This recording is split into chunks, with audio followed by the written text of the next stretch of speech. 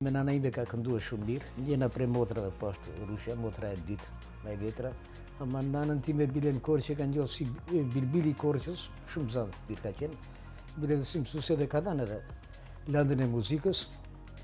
Për ndryshe është mësuese gjeta një dokument që dhe vetë befasoa para me dhëni prej 45-ës shtator. Muaj shtator ai ka dhënë mësim në Struk.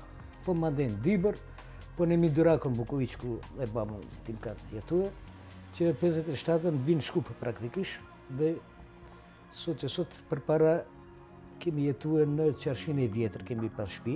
Unë kisha 25 vjet kur ndroi jetë. Por na ka edukuar si që duhet. Kisha thënë ma mbasi ishte dhe mësuesi, ishte si pedagog e ashpër ndaj neve fëmijëve.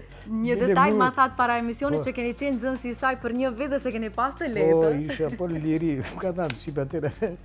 Në tem që ka pas probleme fizike për pedagogisë në atë kohë, nuk ishte si sot e di që me nxënësit, por me të vërtet mendoj që na ka edukuar si duhet. Po sa qarish motrat, por edhe mua edhe Skënderin. Do të thonë që jemi tolerant ndaj tjerëve, po sa qarish ndaj vajzave apo motrave. Do thonë ajo si e mitur ka ardhur me luftën e dytë, praktikisht me 14 ishte si e mitur këtu.